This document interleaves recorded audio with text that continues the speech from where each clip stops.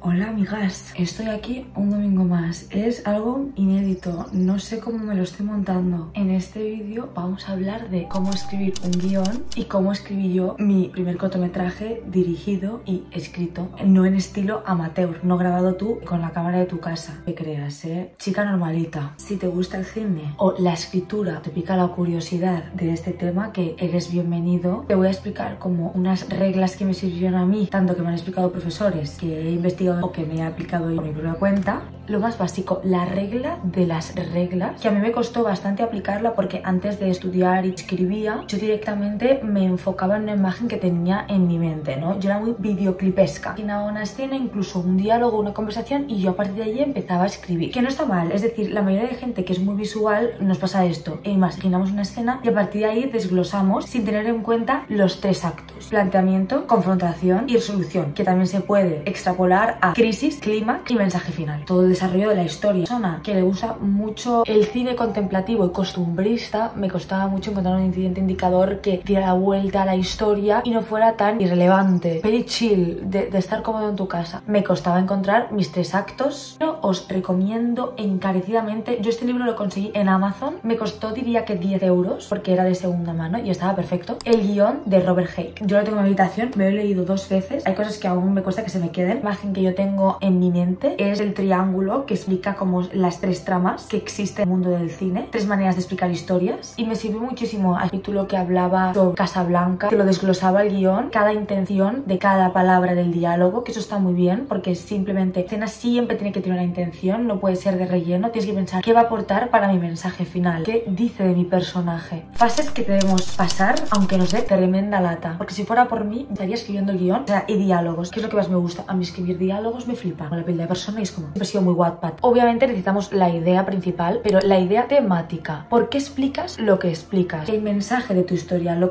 que se va a quedar la gente. Mi primera frase como idea temática, que luego se fue desenvolupando y no quedó como así, fue: la vida es una mierda, pero al menos estamos juntos, tal cual. Necesitamos una sinopsis para empezar a desarrollar, que es la idea dramática, el conflicto con ya el final hecho y todo bien redondito, y luego a partir de aquí podemos hacer el tratamiento. Vamos a hacer un dossier donde tenemos imágenes que nos inspiren para nuestro corto o nuestro largo. Yo hablo desde corto porque no he hecho nunca un largo. De Pinterest es nuestro mayor aliado. También podemos describir el tono de nuestra historia, cuál es su tono, y empezar a marcar en la escaleta también, porque hacemos escaleta. Yo la escaleta siempre la hago muy a grosso modo, hay gente que se la curra un montón, pero yo la hago más a grosso modo. Primera escena: interior, casa de Lidia, noche, y a partir de ahí vamos ordenando sin diálogo ni nada. Explicamos en acciones lo que va a suceder en cada escena.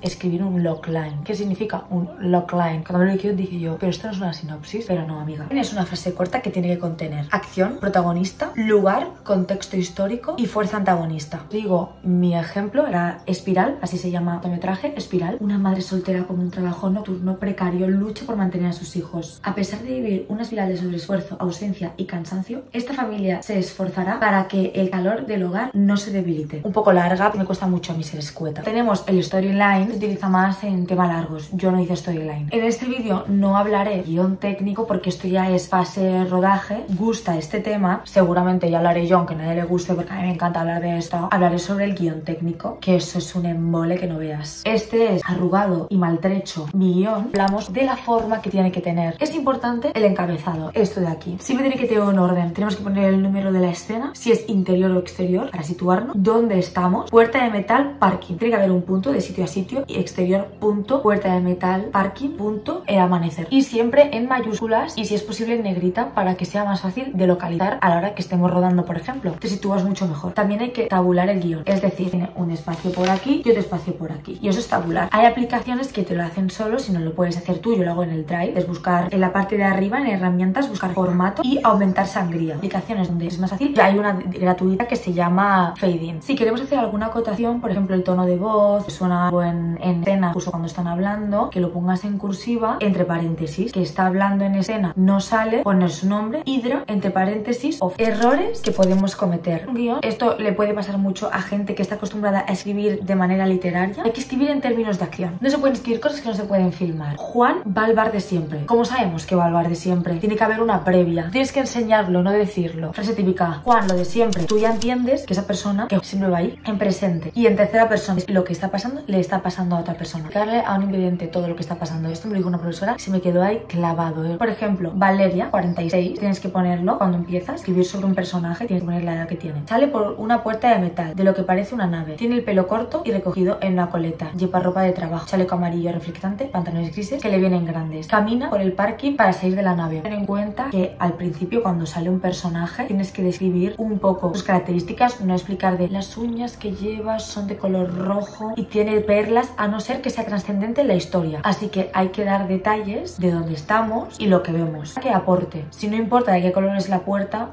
no vas a describir de qué color es la puerta. Si sale un personaje secundario que no es tan relevante en la historia, no se puede poner, por ejemplo, profesor dice cosas. Hay que poner lo que dice el profesor. O ven las noticias en la televisión. ¿Qué dicen las noticias? ¿Qué está pasando en las noticias?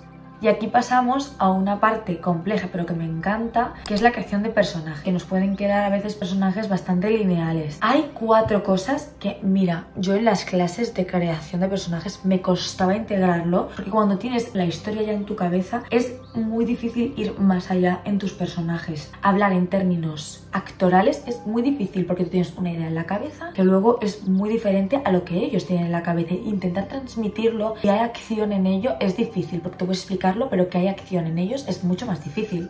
Objetivos y expectativas del personaje, estrategia e intenciones. También es muy importante tener muy presente los datos personales de tu personaje, es decir, su estado emocional, su entorno familiar, sus circunstancias, aunque luego eso, por ejemplo, no salga su color favorito, posibles impedimentos, aunque eso luego no salga tal cual en la historia, es importante tenerlo en la mente para que haya un diálogo acorde y unas acciones acorde a cómo tú ves a tu personaje y cómo la gente lo va a percibir. Tiene que haber en nuestra historia personajes que se complementen y antagonistas que complementen a nuestro protagonista y le hagan dar la vuelta y que tenga un sentido sus reacciones. Por ejemplo, en la película Thelma y Louise son 2 protagonistas que se complementan entre ellas y evolucionan gracias a eso. Hay una provocación entre ellas y eso hace que cambien porque cada una es muy diferente. Y también está el arco de personaje. Podemos hablar de los eneatipos. Esto es un tema bastante gordo. Si os gusta, puedo investigar más porque sí que sé del tema, pero no soy una experta. Y ya para acabar, que llevo aquí un rato hablando, dando al piquito, tenemos la estructura dramática. Fácil de decir, difícil de aplicar. Cómo, cuándo y organizar el relato en cuanto a sucesos, lo que os he hablado antes. Y importante, ¿dónde pones el acento en tu historia? La manera que va a tener la gente de percibir tu historia, para que no sea un pupurri de cosas. Va a haber un acento en el espacio, en el tiempo, en tu personaje. Ejemplo que me fue muy bien en una clase. Esta película me gustó muchísimo, diría que es sueca o el belga, no estoy segura, pero fue Fuerza Mayor. Y un ejemplo muy clave es la utilización del espacio para mostrar la personalidad. Va a tener mucha relevancia en toda la historia. Lo que sucede nos transmite todo lo que pasa luego en toda la película y lo que pasa en un espacio. Y en esta escena ponemos acento en la cobardía del padre, que es lo que luego va a relatar toda la historia. No sé si tendré copyright o algo así de la escena, pero si no veis la película, y es la escena en la que hay una familia, 2 niños pequeñitos, una mujer y un hombre, que están comiendo al lado de una pista de esquí. El padre está grabando y se escucha un ruido lejano. Se dan cuenta de que hay una avalancha de nieve y el padre coge, cuando ve que todo está así, se levanta y en vez de coger a los niños, que es lo más obvio, se va corriendo. Y cuando vuelve, que todo el mundo está en el suelo, empieza a desnublarse todo porque no ves nada, vuelve como que nada ha pasado, de ay, estamos bien, tal. Claro, ahí hay una tensión, se genera una tensión y eso se genera en toda la historia. La incomodidad de esa escena es todo el rato. También haré algún otro vídeo explicando cómo llevarlo a cabo.